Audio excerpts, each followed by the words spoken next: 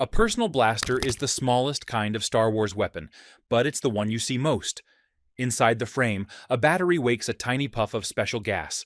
Coils squeeze it, and a bright bolt shoots out. A metal jacket pulls heat away, so the parts don't melt after a few shots.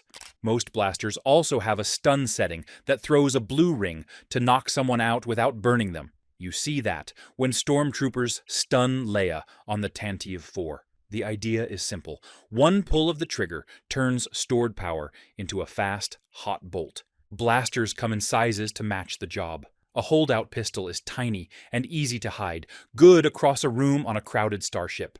A standard pistol rides on a belt and is strong enough for day-to-day guard work in a city. A heavy pistol kicks harder and heats up faster, but it hits like a small rifle up close. Han's DL-44 is the classic example in tight halls. A carbine adds a shoulder stock, so shots stay steady in ship corridors. The Imperial E-11 is built for boarding actions. A full rifle keeps its aim across open fields. Rebel A-280 shines in the forests of Endor and the snow of Hoth. The biggest personal gun is a light repeater like a clone Z6. One trooper can carry it and pour out bolts to pin droids while the squad moves. Using a blaster well is all about choices. Turn the power down to save your pack during a long hallway fight. Turn it up to punch through a battle droid's chest plate. Pistols are quick and easy inside rooms. Carbines and rifles are slower to draw, but land cleaner hits far away. Shields and thick armor spread the energy out and make hits feel weak, so smart teams switch tools when a shield pops up. Ion waves can even shut a blaster off for a moment. That is why squads rarely bring only one kind of gun. A repeater covers crowds, a rifle reaches, a pistol works in tight corners, and everyone knows when to switch to grenades or charges if a door or a droideka gets in the way. Keeping gear alive matters too. Armorers scrape carbon from lenses, swap hot coils, and test stun rings so they don't misfire. Troopers carry spare power packs and a cloth to wipe dust from the muzzle. In sand, like on Tatooine or Jakku, a dirty lens can scatter your bolt and send it wide. In the cold, like on Hoth, weak batteries lose charge faster. A clean gun with a fresh pack is the difference between one sure hit and a missed shot that gives your target time to run. But when a single bolt won't solve the room, you don't aim better.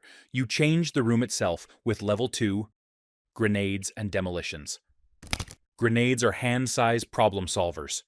You pick the effect you want, throw it, and the room changes the way you need. A thermal detonator makes a short, crushing blast that breaks armor and turns cover into flying scraps. Jabba's whole court went quiet when Leia, disguised as Boushh, showed one, because everyone knew what would happen if she dropped it. An ion grenade doesn't rip things apart. It sends a blue wave that shuts down droids and shields, like clone squads tossing ions at droidekas to make their bubbles blink off. A sonic grenade slams the air so ears ring, balance fails, and stone cracks in tight tunnels. Perfect for clearing long hallways. A stun grenade flashes and drops people safely, just like that blue ring that took Leia down without a burn mark. There are also cold and acid mixes. A cryocharge can freeze a door motor in place, while a gel charge can chew through a stubborn lock. Teams use these in a simple, smart order. If people might be inside a room, a stun goes first, so no one panics and fires in all directions. If a shield blocks a hall, an ion goes first to switch it off. Then a thermal follows while the window is open. In a droid swarm, an ion in the center turns a rush into a pile of sleepy machines, and a sonic right after keeps them down. To stop a vehicle, a shaped charge goes where it counts. Ankles on an ATST in a forest. Intakes or lift plates on a city speeder. The ring under a turret on a desert tank. If it still moves, a second charge on the hatch forces the crew to bail out. Rebel saboteurs on Lothal use tricks like these to peel armor crews out of their rides. Safety is part of the job. Grenades sit in padded pouches away from hot power packs. Timed fuses help riot police. They can plan the second if needed. Squeeze-to-arm fuses help assault teams, so a dropped grenade won't arm itself. If a thermal cooks off on the floor, you do not pick it up. You shout a warning and get behind hard cover. If an ion or sonic misfires, you kick it away and shield your face. When throws aren't enough, you scale up to satchels and linear cutters. Rebels on Scarif planted door-busting charges that opened blast doors without wrecking the whole bay. Commandos stick tiny mines to stair rails during a retreat, so pursuers slow down at the worst possible spot. Grenades change fights beyond the blast. A single ion tossed at a shield gate can open 10 seconds for a whole team to sprint across. A single stun thrown into a crowded cell block can stop a riot from turning into a massacre. And one thermal, placed just right under an ATST's ankle, can drop it without a long shootout. The point is control. Pick the right tool, throw it at the right time, and make the fight smaller and simpler for your side. And when even smart throws aren't enough, squads reach for tools built to crack the problems. Blasters can't, like Level 3 Special Infantry Weapons. Some enemies shrug off normal blasters, so squads bring tools built for those exact problems. A disruptor is the scariest handheld of all. One shot breaks matter apart instead of just burning it. Many worlds ban them, so militaries keep them locked away for only the worst jobs. Ion blasters look like regular rifles, but the blue pulse inside acts like a power cut. It turns off shields, droid brains, servos, and even speeder engines. Jawas on Tatooine zap R2-D2 with a small ion gun to show how fast electronics can go dark. In big battles, Y-Wings use turret ions to open holes for friendly fire. The simple pattern is ion first, heat second. Scatterguns act like energy shotguns. At room distance, their wide cone fills a doorway, which is why boarding teams love them on ships, like when pirates try to clear a cargo bay on the Eravana, where Rathtars lurk. Past a short hallway, they fade fast, so you keep them close. Flechette launchers fire small rockets that burst into clouds of darts. Trandoshan slavers on Kashyyyk use them to sweep walkways and force captives to duck. The darts chew cloth and light armor and peck at droid joints and sensors, even when chest plates hold. Flamers throw sticky fire or a bright cone of heat that clings to walls and floors. Clone flame troopers chased Geonosians out of tunnels with them. First Order flame troopers use them on Jakku to flush villagers from cover. Flames sometimes slip around small shield faces because the fire rides the air past the emitter. Wrist weapons keep hands free. Mandalorians fire grappling lines to yank a blaster away, cut loose a burst of tiny guided, whistling birds to tag several targets in a cramped room, or flick a short flame to break a grab. The trade is ammo. A gauntlet might carry only a few birds or darts, so timing matters. All these tools have limits. Ions barely affect living tissue unless there's gear to fry. Scatterguns lose power fast over distance. Flechettes can bounce in tight metal rooms. Flamers can start fires you didn't plan. Good teams practice when to bring them out, where to point them, and when to put them away before they cause more trouble than they solve. What makes these special is not just damage, it's the way they change choices. An ion hit makes a droideka a piece of furniture for 3 heartbeats. A flechette burst clears a trench without walking into it. A scattergun blast lets a shield carrier push through a doorway. A 2-second flame wall stops a charging beast. They turn bad angles into good ones, and bad moments into quick wins. When a fight demands the cleanest cut of all, the weapon stops being a gun and becomes a blade with level 4, lightsabers. A lightsaber is a sword made of energy. A small power cell feeds a kyber crystal, which focuses power through an emitter, so a bright blade forms and stops at a set length. That tight field is why the blade melts steel but doesn't spray everywhere. Tap the switch, and it snaps on with a hum. Tap again, and it collapses into the hilt. We see it slice droids with Obi-Wan, and deflect blaster fire when Luke trains on the Falcon. Jedi build their own. Padawans find crystals on worlds like Ilum, then assemble the hilt. Crystal chamber, lens, emitter, and tune it so the blade stays stable. Colors often hint at the path. Blue for guardians like Anakin, green for consulars like Yoda, yellow for temple guards, and rare purple like Mace Windu. Seath red comes from bleeding, a crystal with hate. Ahsoka's white blades were red crystals she purified. Designs vary with the common style being a single blade, but Darth Maul's staff has 2. Ahsoka pairs a short shoto with a standard blade. Kylo Ren's cracked crystal needs side vents, so his saber has a crossguard.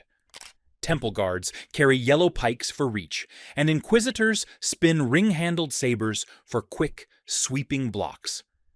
The Darksaber is a flat, black blade with a white edge. It pulls on the wielder, which is why Din Djarin struggles with it until he learns to relax into the motion. In battle, a lightsaber deflects blaster bolts, melts doors, and locks with other sabers when the fields push against each other.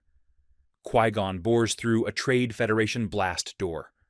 Luke bats shots off Jabba's sail barge. But limits exist. Ray shields stop a saber cold. Beskar armor and spears can take repeated hits. Magna Guard electrostaffs and the First Order Z6 baton can parry. Best counters are distance and numbers, explosives and flame that cover wide space, droideka bubbles that let fire out but not in, and even slug throwers, which spray shrapnel if you try to cut the bullet midair. Fighters study forms to solve different problems. Obi-Wan uses Sorasu, tight defensive circles that eat blaster fire. Dooku uses Makashi as the precise duelist's style. Ataru is used by Yoda, which has fast, acrobatic angles. Anakin and Luke hone Gem, so which blocks hard and counters hard. Mace Windu rides an opponent's fury without losing control. You don't need the names to see the idea. Pick the right rhythm for bolts, corridors, or long duels. A lightsaber is also a symbol. On Coruscant, a blue or green blade can calm a crowd. Under the Empire, showing one can get you hunted, which is why Luke hides his new saber in R2-D2 at Jabba's palace. Not every user is a Jedi or Sith. General Grievous learned moves well enough to spin 4 stolen blades, and Inquisitors use red sabers to scare their prey. But without the Force, fine control and advanced deflection are hard. Owners retune crystals, clean emitters, and seal hilts for harsh worlds such as dust on Jakku, cold on Hoth, or water on Kamino. On our levels ladder, a lightsaber isn't the biggest weapon. It's the most exact. Perfect for single targets, tight spaces, and leaders who change a battle by standing in exactly the right place. On a Kyber note, if this breakdown helped, ignite the channel by hitting subscribe and tapping the bell. Comment your own 1 to 7 ranking and name one swap you'd make, plus the next topic you want ranked: armor, droids, starfighters, or Jedi defenses. Now, precision wins duels, but wars scale up, and when the fight outgrows a single hilt, armor and engines take over with level 5, armored vehicles, walkers, and gunships. Armored vehicles lift the pressure off foot soldiers and turn small wins into big ones. Repulsor tanks float on lift plates and glide over rocks and craters. By trimming hover height, they can hide behind low hills and pop up to shoot. Trade Federation AATs shelled Naboo's plains with a long-reach nose gun and pod rockets. Republic TX-130 Saber tanks darted through city streets with twin forward cannons and a stable top mount, making precise shots while moving. The HAV. A 6 juggernaut rolled into Kashyyyk like a moving fort, with many wheels, so a mine could wreck one wheel without stopping the whole vehicle. Walkers trade speed for legs that step over trenches, rubble, and traps meant for hover tanks. ATR-TS Scout with a single rider and a nose gun are quick but exposed, and useful for clearing paths with infantry nearby. ATSTs step through forests, like on Endor, using chin lasers and side mounts to rake the tree line. Ewoks beat them with trip logs and top-attack bombs that hit where roof armor is thin. AT-TEs carry a back cannon that fires solid slugs or shells to crack bunkers on Geonosis and Ryloth. Their soft spots are rear power links and leg actuators. The giant AT-AT is a moving fortress. On Hoth, snow speeders used tow cables to trip them, because chin armor shrugged off blaster hits. The normal takedown chain is ion to dim the brain, cable or rough ground to topple, then charges on neck or knee seams. Gunships add the sky. LA-AT craft on Geonosis, and Umbra circled fights with door guns, sweeping rooftops, nose guns pinning lanes, rockets cracking light armor, and tail guns chasing off pursuers. A good crew never hovers in the same spot twice. They flare just long enough to hit, slide sideways, and go again. Tanks and gunships hunt together. The tank paints a target and fires to keep it buttoned up. The gunship drops a top attack round onto the thin roof, and both move before returning fire lands. In cities, engineers clear hanging cables and set ramps so repulsors don't snag and walkers don't trip. All of this runs on power and heat. Shields are strongest in front, so drivers point the nose at danger and twist the hull to spread heat so no face overheats. When shields brown out, crews toss smoke and ion mist to break locks while plates take the next hit. Field teams purge clogged vents, swap hot emitters, and reseat coolant hoses because heat, not ammo, usually stops a vehicle first.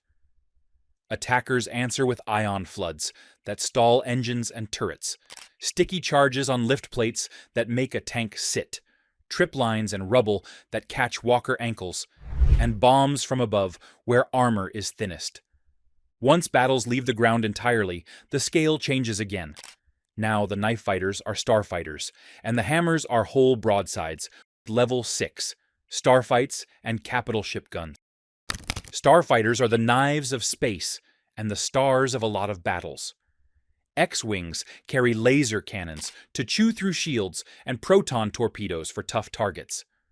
Y-Wings bring turret ions to turn shields off for a heartbeat so follow-up hits can bite.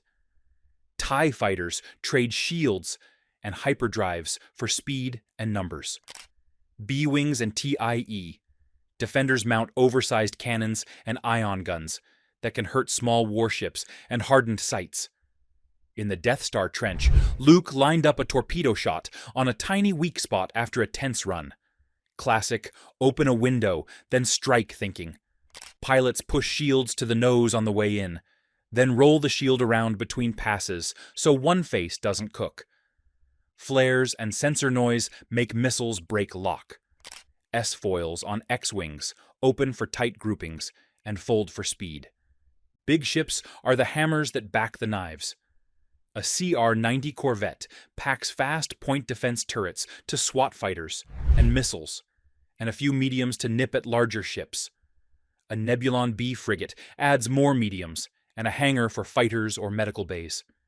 An Imperial-class Star Destroyer stacks medium and heavy turbo lasers on terraces and barbettes, plus ship-grade ion batteries. It fills the sky with flak and uses tractor beams to spoil attack runs. Captains time volleys like a drumbeat.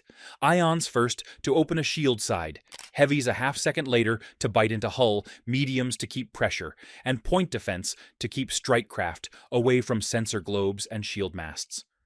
On defense, they angle the hull, an oblique approach, so fewer enemy guns can bear while their own broadside stays online, as seen above Scarif when Star Destroyers wheeled to rake rebel ships. Every layer has a counter. Fighters seed torpedoes at shield projectors, hangar lips, and engine bells because knocking any one of those out changes the whole fight.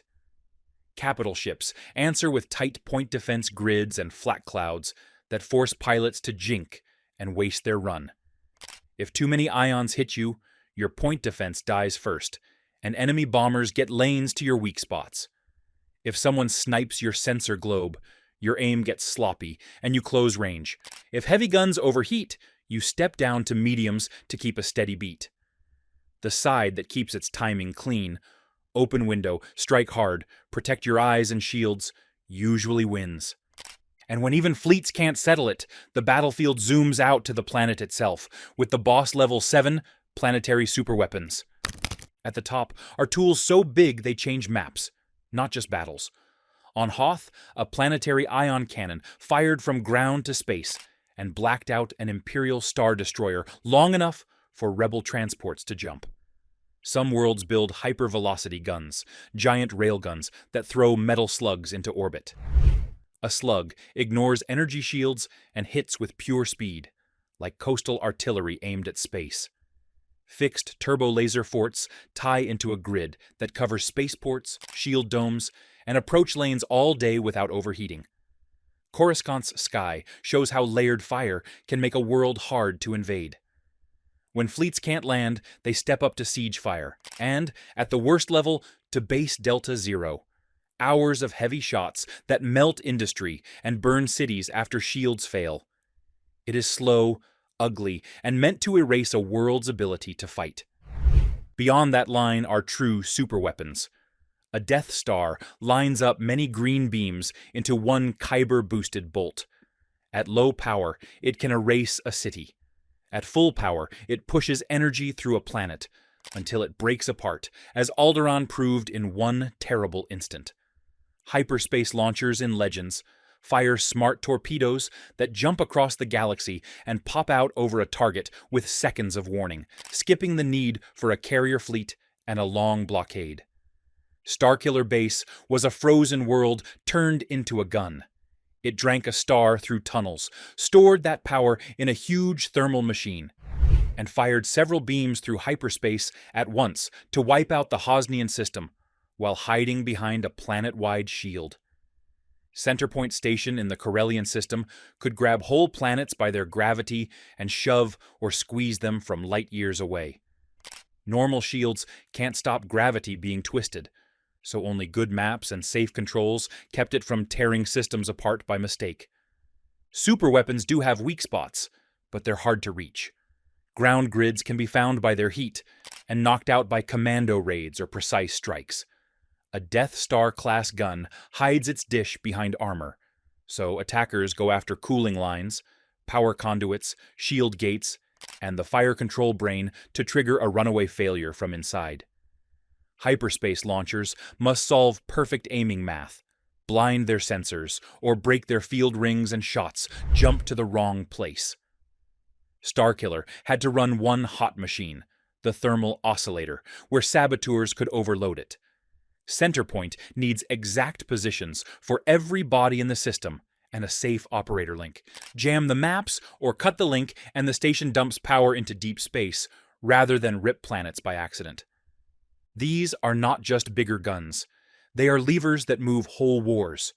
A single shield grid can save a convoy and keep hope alive on a snow world. A single superlaser can end a planet in one flash. A launcher hidden across the stars can turn an enemy's safe harbor into a crater without ever sending a fleet. That is why the climb from level 1 to level 7 runs from a pistol on a belt to tanks and starships in formation, all the way to weapons that can end a battle before it starts and redraw the galaxy in one shot.